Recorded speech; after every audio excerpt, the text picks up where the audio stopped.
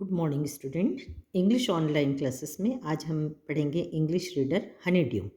Lesson the summit within. Major HPS Ahluwalia was a member of the first successful Indian expedition to Mount Everest in 1965. How did he feel when he stood on the highest point in the world? Let's hear his story in his words.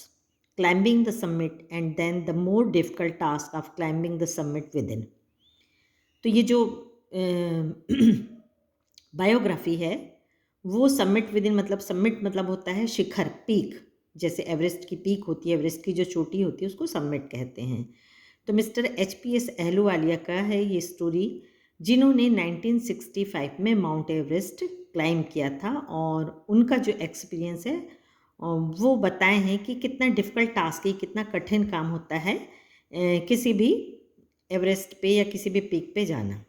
Of all the emotions which surged through me as I stood on the summit of Everest, looking over miles of panorama below us.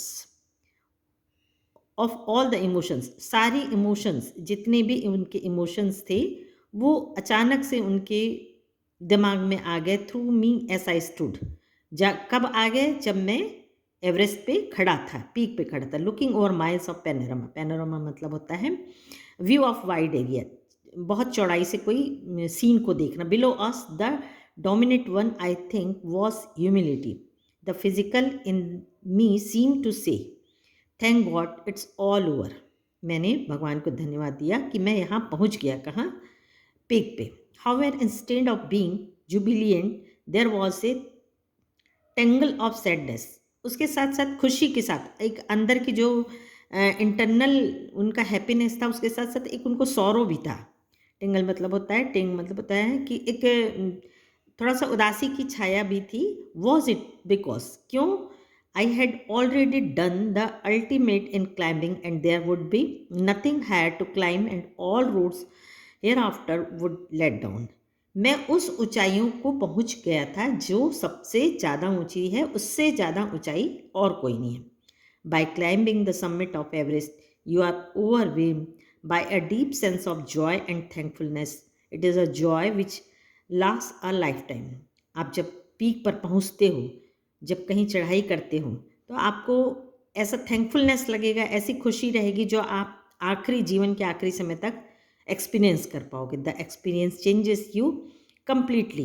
The man who has been to the mountainous is never the same again. और एक जो mountainous है वो, इससे ज़्यादा खुशी उसको और कभी जीवन में नहीं मिलती जब वो कहीं समिट में पहुंच जाता है। As I look back at life after climbing Everest, I cannot help remarking about the other summit. The summit of the mind, no less formidable and no easier to climb. Even when getting down from the summit, once the physical exhaustion had gone, और जब हम किसी summit से वापस आते हैं तो जितना भी हमारा एग्जॉस्टेशन मतलब होता है, जितना थकान होती है, जितनी टायर्डनेस होती है, वो सब चली जाती है। I began asking myself a question, why I had climbed Everest. मैं अपने आप से एक सवाल करता हूँ कि मैं एवरेस्ट को ही क्यों क्लाइम करना चाहता हूँ। Why did the of reaching the summit have such a hold on my imagination. It was already a thing of the past, something done yesterday.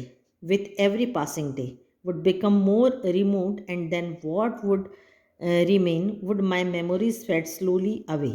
और जो मैं एक बार जाने के बाद उस चीज़ों को धीरे धीरे भूलते जाता हूँ और फिर मुझे वापस एक और नई क्लाइंबिंग के लिए मैं तैयार हो जाता हूँ।